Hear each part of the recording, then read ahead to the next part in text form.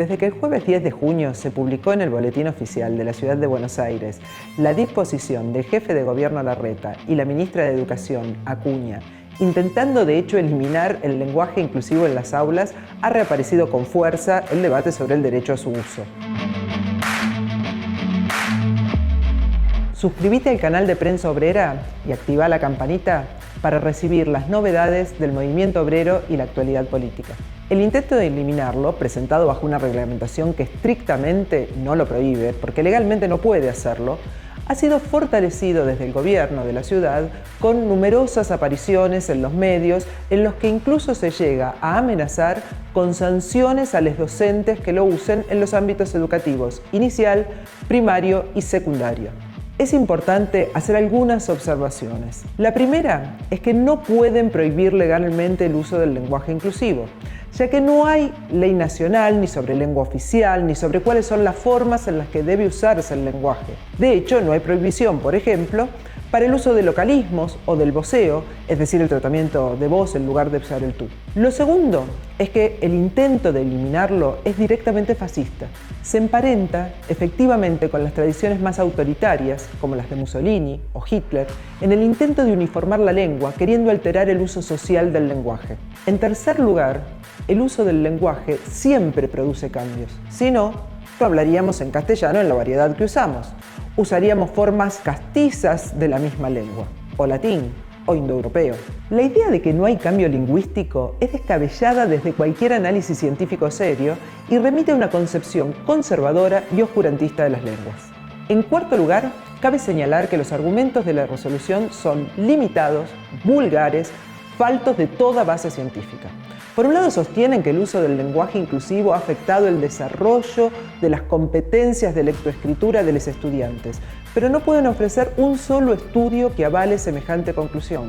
Quizá, si prestaran atención al desmantelamiento de la educación, a la falta de infraestructura, a los salarios de miseria de los docentes, a la falta de formación docente gratuita y en horario de trabajo, y a la pobreza en la que vive más del 50% de la población, incluidas las niñas, encontrarían mejores respuestas. La idea de que la supuesta transparencia entre escritura y oralidad facilita el aprendizaje solo puede ser creída por un hablante de castellano o algunas lenguas similares. Ningún angloparlante o francoparlante podría siquiera imaginar que se habla como se escribe. Ese criterio, llevado hasta sus últimas consecuencias, arrojaría como resultado la exclusión de la enseñanza del inglés en los mismos niveles educativos, ya que los estudiantes verían afectada su capacidad lingüística por el hecho de aprender a escribir de un modo y pronunciar de otro. En quinto lugar, el argumento de las posiciones de la Real Academia Española. Real, en este caso, no refiere a realidad, sino a monárquica, así que mejor hablemos de la Monárquica Academia Española, que tiene como función política, desde su creación, intentar monopolizar la norma lingüística. Un dato interesante es que la Monárquica Academia Española comenzó sus ataques en forma al lenguaje inclusivo en 2012, aunque en ese momento todavía su diccionario definía el franquismo como un movimiento social y político, definición que humilla a las víctimas del franquismo, las invisibiliza y edulcora la explicación de una terrible y violenta dictadura. Recién en 2014, y luego de arduas batallas de organizaciones sociales, en particular de la Asociación para la Recuperación de la Memoria Histórica, cambiaron la definición por dictadura de carácter totalitario.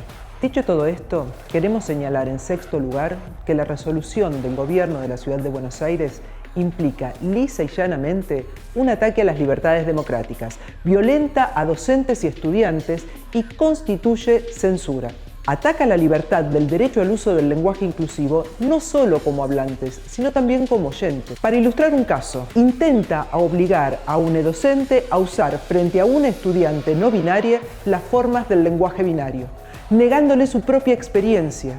Y por eso decimos que es una censura, pero no como lo define la Monárquica Academia Española, sino en el sentido político como en el sentido legal, ya que la censura previa se encuentra explícitamente prohibida por la Constitución Nacional de Argentina. Por último, corresponde preguntarse por qué tanto problema con el lenguaje inclusivo y no con otras formas del lenguaje. Y es porque el lenguaje inclusivo expresa el ascenso de los movimientos por los derechos y las libertades democráticas en materia de género. Nos referimos a buena parte del movimiento de mujeres y a buena parte del movimiento LGTBQ+, y especialmente al movimiento vinculado a la defensa de la identidad de género como un derecho inalienable. En ese sentido, el lenguaje inclusivo traza una línea. No todo puede ser dicho en lenguaje inclusivo. Hay un nosotres frente a un ellos. Todo hablante que use lenguaje inclusivo sabe muy bien que no es posible enunciar una frase como «les policíes». Son la policía, son la fuerza represiva del Estado, son ellos. Nadie usaría el inclusivo para hablar de Larreta y Acuña. No son ellos, son ellos o él y ella. Ese valor de uso es el que defendemos, aún sin fetichizarlo. El lenguaje importa en la medida en la que importan los hablantes. El llamado lenguaje inclusivo es la expresión de una inmensa lucha popular. Acuña y Larreta lo saben. Nosotros sabemos que con lenguaje inclusivo no nos alcanza. Defendemos su uso mientras luchamos y nos organizamos por una educación pública, laica, gratuita y al servicio de las necesidades del pueblo trabajador.